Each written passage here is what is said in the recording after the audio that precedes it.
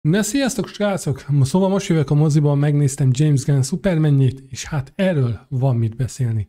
Ez itt egy spoileres kibeszélő lesz, szóval aki nem látta, az most kapcsoljon el, és jöjjön vissza később, úgyhogy csapjunk is bele. A sztori ott indul egyébként, hogy nem kezdi el a film a szokásos eredet sztorit, konkrétan 3 mondattal elintézi.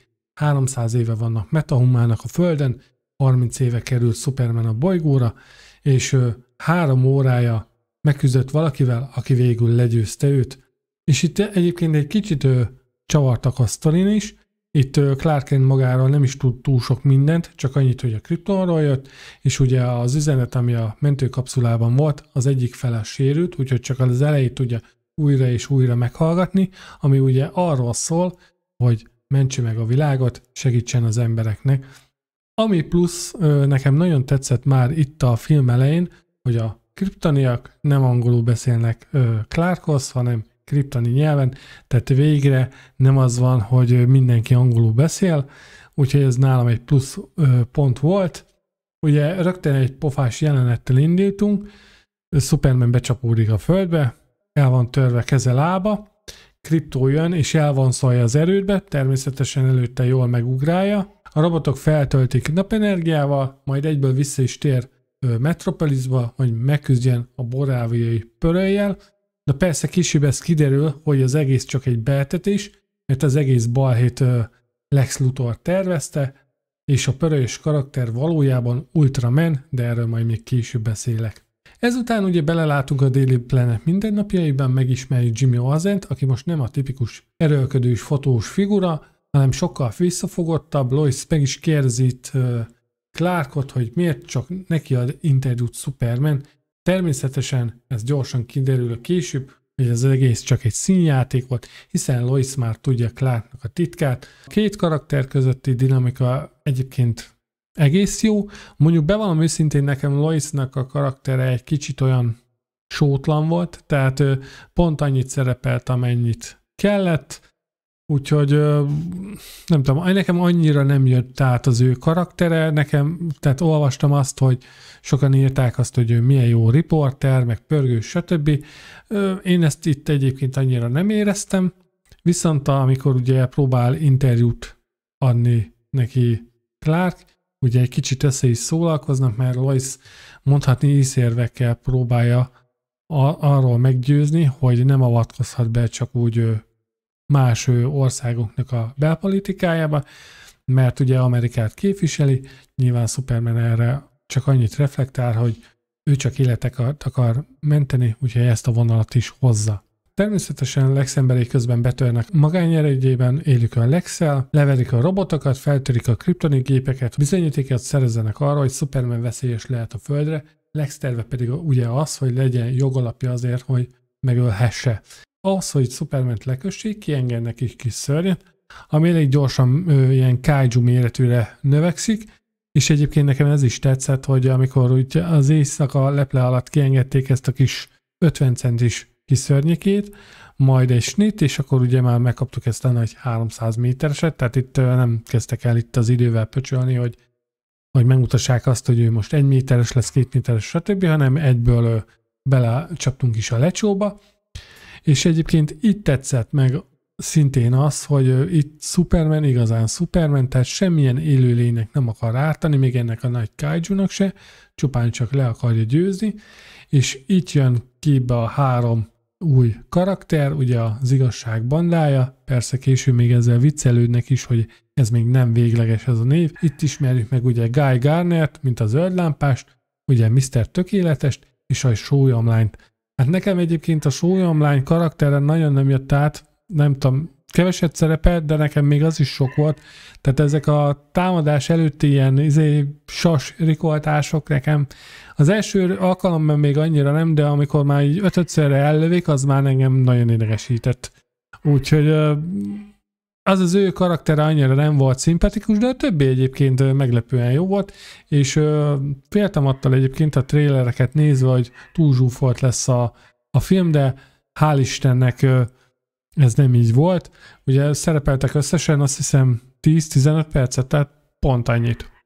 És van is egy jó vicces ilyen beszélgetésük Loisszal egyébként, főleg ugye a zöld lámpás, Nathan Fillion egyébként zseniálisan hozza a karaktert, és végre kiderül, hogy miért nem ismerik fel az emberek Clarkot, hogyha a szemüveg rajta van, bár elméletileg ezt már a képregényben megválaszolták közel 40 éve, de ugye eddig a többi Superman-es produktum ezzel nem foglalkozott, hogy az a szemüveg valójában ilyen hipnotikus szemüveg, tehát hogyha valaki felveszi, akkor olyan jeleket küld, hogy akik ránéznek, egy kicsit ilyen torzabban másképp látják az arcát. Szóval én ezt megvettem, tök logikus, kriptoni fejlesztett technológia, úgyhogy ez teljesen jó volt így. Úgyhogy ez kb. Egy 2 percben meg is magyarázták ezt a nagy dolgot, és ugye miután legyőzték egyébként a Kaijut, ugye Lex nyilvánosságra hozza Superman szüleinek az üzenetének a második felét.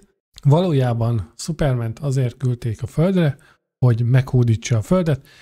Ez a csavar is egyébként nekem nagyon tetszett, hogy itt egy picit eltértek a képregénytől, bár azt hiszem más ilyen Superman-es produktumban is ezzel előhozakodtak, hogy valójában egyébként hódítani küldték. Hát ugye Superman azért eléggé úgy meglepődik a dolga, nem csak, hogy meglepődik, meg úgy kb. Fel is bassza magát. Nyilván az emberek egy része azonnal ellene fordul, kicsit reflektálva a mai fake newsra, ugye? Egyből az erődben repülővel megtudja egyébként, hogy Kryptót elrabolták. Már mondjuk nekem az is fura volt, hogy amikor Lex a magányerődjébe megy, akkor nagyon könnyen ki tudták nyitni egyébként a nagy kaput. Voltak sejtéseim Ultramannel kapcsolatban, én egyébként arra gondoltam, hogy ő valami másik kriptoni. Aztán ugye kiderül az, hogy Supermannek a DNS-e tudja csak ezt a kaput egyébként kinyitni. Na már most ott elkezdtem már gyanakodni, hogy szerintem Ultraman vagy valami multiverzumos hasonmása lehet, vagy a klónja egyébként. Ez majd később megint kiderül. Tehát ugye elmegy az erődbe, megtudja azt, hogy Kryptót elrabolják, ugye elvileg akkor találkozik legelőször Lex-el, úgyhogy elmegy kérdőre is vonni. Az a jelenet is egyébként zseniális, és ott is kiderül egyébként, hogy Lex mekkora egy rohadék, tehát Nicholas Hoult zseniálisan hozza a karaktert, és végre nem egy ripacskodó idiótát kapunk, tehát végre kapunk egy igazi képregényes Lex Luthort. Nekem egyébként a Smallville óta ő lett így, úgymond mondhatjuk azt, hogy a kedvencem, mert a Smallville-ben Michael Rosenbaum játszotta még nagyon jól egyébként Lexet. Egyértelműen letagadja. Ugye Superman eléggé meg van rökönyödve azon, hogy rájön arra, hogy őt valójában miért is küldték. Emiatt ugye mivel a világ is elkezd félni tőle, úgyhogy feladja magát a hadseregnek, akik ugye nem bánnak vele kesztyűs kézzel, mondván, hogy ő egy idegen, és ezáltal elküldik Lexnek az ilyen magánbörtönébe, ami egyébként egy ilyen zsebuniverzumban, mert ugye Lex elkezdett ilyen dolgokat kiépíteni, hogy a világ minden pontjára igazából el tudja magát teleportálni, és ugye ezen a zsebuniverzumon keresztül történik az utazás egyébként. Itt találkozunk ugye Metamorfóval, ugye itt a filmben nem mondják ki a nevét, de nyilván aki ismeri a rajzfilm sorozatot, meg akár a képregényeket, azt tudja, hogy valójában ez ő. Ugye ő anyagokat tud létrehozni, így létrehoz egy kriptonitot, amivel ugye fogságban tudják tartani Superman, és nekem ez a fajta változtatás is nagyon tetszett, hogy nem csak legyengítette egyébként Supermant a kriptonit, hanem elkezdte égetni a bőrét, minél közelebb került hozzá. Ugye Superman is ilyen zombiszerű állapotba kerül, kiderül az is, hogy Metamorfó azért segít csak Lexnek, mert ugye a fiát azt fogságban tartják, konkrétan a velük szemben lévő ilyen üvegcellában, de aztán ugye nagy nehezen azért Superman meg tudja győzni, hogy majd segít egyébként kiszabadítani, úgyhogy Metamorfó egyébként abba is hagyja azt a kriptonitos dolgot, úgyhogy elkezd ilyen úgymond ilyen instant napot létrehozni, hogy valamennyire fel tudja tölteni Supermant, mert ugye elmondja neki azt is, hogy a napból nyeri az energiáját, vagy az erejét. Eközben ugye Lois és Mr. Terrific megérkeznek erre a helyszínre, hogy kiszabadítsák ugye Superman-t. Superman ugye kiszabadítja Metamorfónak a fiát is, meg magát Kryptót is, mert megtalálják. Ugye kiszabadulnak, és akkor Mr. Terrific pedig ott marad a kapunál, mert ő egyébként már az elején mondja, hogy Lex egy nagy barom, hogy ilyenekkel szórakozik, és ez nem játék, és hogyha ez egyszer is instabil lesz, vagy bármi, akkor ugye fekete lyuk nyílhat. Hát nyilvánvalóan ez később egyébként meg is történik, de szintén majd erre visszatérünk, zárója bezárva. Ugye hát Superman még azért teljesen nem épül fel, úgyhogy Lois szépen elviszi a Kent papához, vagyis a Kent szülőkhöz. Nyilvánvalóan itt kapunk egy olyan jelenet sorokat, hogy Superman ott mélabúson ott ücsörög, reggelizik, stb. Jonathan Kent oda megy, hogy mi van film, és ugye elmondja neki, hogy hát ő soha nem akart senkin se uralkodni, tehát ő nem akar senkinek se ártani, és ugye, hogy őt ez eléggé megviseli azt, hogy a vér szerinti szülei ténylegesen azért küldték, hogy leigázza a földet. Hát nyilván, mint minden szuperhős filmben benne van ez a mentor, vagy apafigura mondat, tehát hogy nem az számít, hogy honnan jössz, hanem hogy mit kezdesz vele. Ez egy kicsit klisésnek tűnhet, de ugye ez minden ilyen szuperhős sztoriban el kell, hogy nyomják. Közben ugye, hát sajnos Mr. Terrific, vagy a szinkronban ugye Mr. Tökéletes, nem tud mit kezdeni ezzel az instabil átjáróval, meg nyilván Lex is elkezdi ott nyitogatni, lesz arról minden, úgyhogy elkezd a föld szépen ketté hasadni, úgyhogy szólnak Supermannek, hogy gyere, mert balhé van. Egyértelműen ő ugye megy is próbálja menteni a mentetőt, nyilván Lex ráküldi a mérnököt és Ultrament. Egyébként baszat jó fight van itt, hármajuk között, és ugye kiderül az, hogy Ultraman valójában Supermannek egy klónja. Hát kicsit vicces, így belegondolva azt, hogy mondja Lex neki, hogy egy korábbi csatából ő egy hajszálat összegyűjtött. Hát, oké. Na mindegy, ezen túllendülünk, tehát lényegében lemásolta a Superman, de ez egy agyatlan klón, aki igazából csak parancsokat hajt végre, és azon nevettem még igazából így utólag belegondolva, hogy ugye már a film elején is ugye parancsokat adott ki Lex, tehát ilyen C4-2, meg ilyen parancsokat adott ki. Lényegében ezek egy ilyen kombók voltak, amik reflektáltak arra, hogy Superman hogyan támad. Tehát lényegében olyan volt, mint hogyha a Mortal Kombat volna egyébként.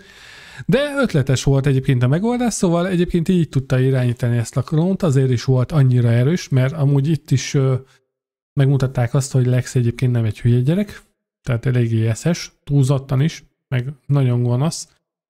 Úgyhogy ez volt egy ilyen kis csavar a sztoriba. Én tényleg arra gondoltam egyébként, hogy valami multiverzumos hülyeség lesz így, hogy behozták a zsebuniverzumokat. Én arra számítottam, hogy megtalálta valahol egy ilyen gyépés Superman-t, és akkor azt valahogy úgy a rabszolgájával, vagy testőrévé fogadta, vagy nem is tudom, hogy ezt hogy fogalmazom, mindegy.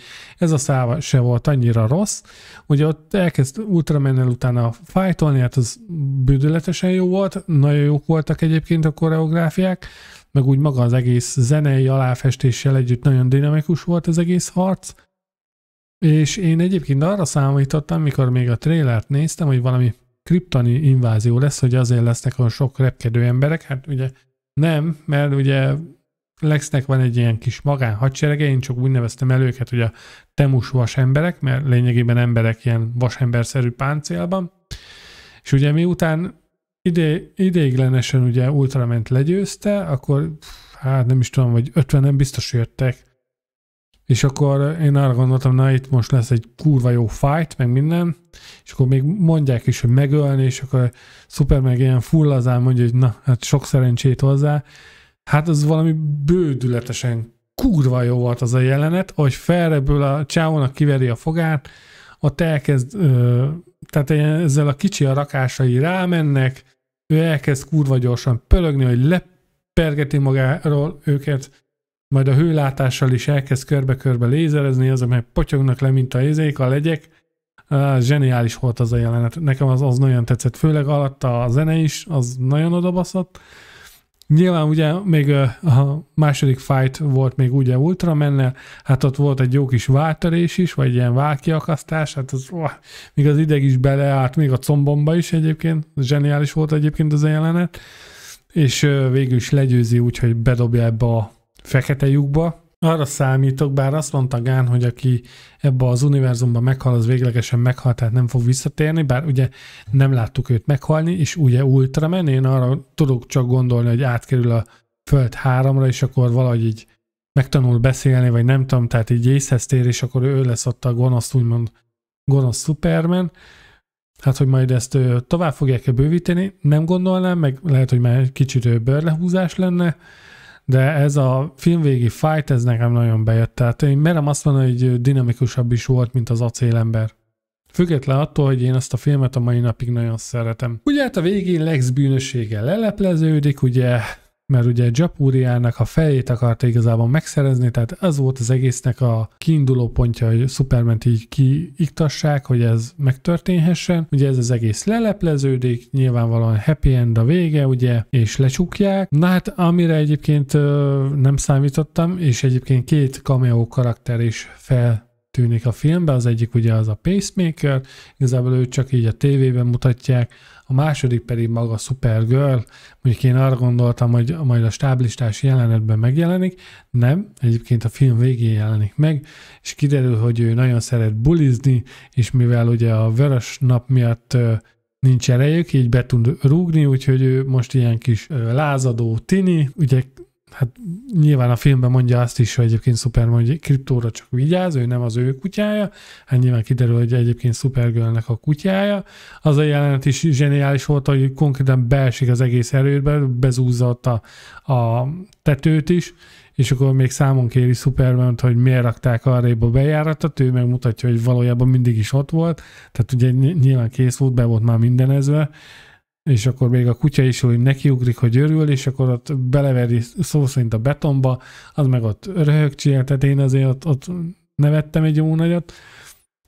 Igazából összegségében nekem nagyon tetszett a film. A kezdeti előítéletem és félelmem az eloszlott, főleg a második trailer után éreztem azt, hogy szerintem ez egy jó film lesz, és jó irányba indult el. Nagyon bízom abban, hogy nem cseszik el ugyanúgy, mint az Acélembernél, hogy nagyon jól indítanak, majd utána lerombolják az egészet. Gunnnak a humora nekem nem mindig jön be, viszont itt nagyon jól helyén kezelt az összeset. Tehát nem volt túl tolva, nem is volt túl kevés belőle, viszont ja igen, meg ugye nekem a Suicide Squad filmje sem nagyon tetszett, úgyhogy már csak emiatt is félelemmel ültem be a moziba, hogy remélem, hogy nem ilyen kreténséget hoz össze, de hál' Istennek nem. Az egész filmen érződik az egyébként, hogy szívvel, lélekkel lett készítve. Hát nagyon bízom a folytatásban. Ugye jövőre jön a Supergirl, ugye 2026-ban, nem tudom most így hirtelen a hónapot, azt hiszem május, utána meg jönnek Clayface, hogy utána merre viszik ezt az egész univerzumot el, ez már csak a jövő zenéje. Ami viszont még tetszett nagyon nekem a filmben, az volt, hogy nem volt kicsit ilyen kényszeredett ilyen univerzumépítés, nem volt az, hogy rengeteg karakter volt úgymond így felvezetve. Ez a 3 az igazság bandája, egyébként nekem tetszik a név, úgyhogy engem az zöldlámpás biztos felvenne. Úgyhogy kíváncsi vagyok egyébként rá. Negatívumnak talán annyit tudnék mondani, hogy a pörgős volt amúgy a film, de néha nagyon picit leült, amint a sztori is, tehát nem volt annyira érdekes. Nekem a politikai vonal is érdekesnek tűnt, pedig egyébként én nem szeretek politizálni, de az, hogy a világ tényleg hogyan reflektál egy szupererős lényre, aki konkrétan tényleg bármit megtehet, és ezt hogy próbálják korlátozni, az viszont érdekes volt. Meg az is, hogy az álhír terjesztés, vagy ha nem is az, hogy igaz, mert ugye a szüleinek az üzenete az valójában valid volt, tehát ugye azt is próbálta nyomatékosítani a film, hogy igazságügyi szakértőkben mindenki átvizsgálta, és egyértelműen mindenki mondta, hogy ez nem hamis, hogy ez igaz. Ez kicsit vicces volt. Nyilván a filmnek a sztoria megkövetelte azt, hogy ezen most így ne mélyedjünk annyira bele. Ez így van, nem átbaszás, úgyhogy ezt így kell kezelni. De ilyen kis logikai bukfencek voltak talán benne, de szerintem ezek annyira nem voltak zavaróak. Nekem ami fura volt egyébként, az, hogy elméletileg ugye Metamorfó csak akkor tudott anyagokat létrehozni, amit tudott, vagy amit ismert. És ugye amikor elkezdte létrehozni a napot, akkor te elkezdte mondani, hogy kell egy kis hélium, kell egy kis ez, kell egy kis az, viszont a kriptonitnál nem, simán megcsinálta. Nekem az volt egy kicsit furcsa, de nyilván ez, mondom, csak ez, hogyha mindenbe bele akarnék kötni. Ami még úgy annyira, nem is az, hogy nem tetszett, inkább csak azt mondom, hogy fura volt, hogy tehát igazából ami nekem még nem tetszett az, hogy kicsit olyan sűrű volt a film, mint hogy persze, ahogy mondtam is, hogy a kaijus jelenetnél a hirtelen snit, hogy nem mutogatták a dolgokat, az pont jó volt, de volt olyan, amikor tényleg olyan volt, mint hogyha sok jelenet lett volna egymás mögé rakva, nyilván egy filmet így építenek fel, hogy jeleneteket raknak egymás után, de én itt arra gondolok, hogy volt, ahol nem volt nagyon átvezetés, tehát igazából annyira nem magyaráztak meg dolgokat, csak volt és kész. Tehát ugye, amikor ugye leállították ezt az egész kaput, utána megint elkezdett összecsúszni a föld, tehát ugye elkezdett széthasadni, és akkor ez elkezdett vissza begyógyulni. Mondhatni, nekem az egy kicsit olyan fura volt. Tehát olyan gyorsan, mint hogyha gyorsan le akarjuk tudni, hogy happy end van, és akkor ennyi az egész. De nekem ez a film egyébként egy erős 8-as a 10-ből, úgyhogy azt szerintem ez remek. Hát a sok haternek, a sok olyan hozzászólónak, akik a trailer alapján már azt mondják, hogy ez egy szar film, azokra ne hallgassatok. Nyugodtan, hogyha érdekel, felkeltette az érdeklődéseteket a film, menjetek, nézzétek meg, és majd ti úgy is eldöntitek, hogy mennyire lett jó a film. Én szerintem, aki szereti a képregényeket, szereti a rajzfilmeket, mármint az ilyen szupermenes rajzfilmeket, azoknak biztos, hogy tetszeni fog. Ja, és egyébként, amit akartam még ezzel kapcsolatban mondani, hogy feltűnik az igazságcsarnok a filmben, és egy az egyben úgy néz ki, mint a régi animációs sorozatban. Igazából nekem az egész filmmel kapcsolatban is a stílus tök olyan volt, mint hogy egy Bruce Timm-es féle igazságligáját néznék, tehát a hangulata, a humor, meg úgy a karakterek egy az egyben olyanok voltak, mint hogyha abból jöttek volna ki, úgyhogy baszott jó film volt. Ha majd kijön streamingre, biztos, hogy meg fogom még egyszer nézni, ez 1000%. Úgyhogy ez egy pozitív csalódás volt, nagyon remélem, hogy a DC univerzum jó irányba indul el, mint annó a Marvel. Remélem, hogy most ők fognak egy kicsit felemelkedni, kapunk majd remek filmeket, karaktereket, úgyhogy így tovább. Úgyhogy bízunk tovább is James Gunnba, reméljük, hogy jó lesz. Na de a videó végére is értünk. Ha tetszett a videó, dobjatok egy lájkot, iratkozzatok fel a csatornára, és fogok még jönni hasonló tartalmakkal. Sziasztok!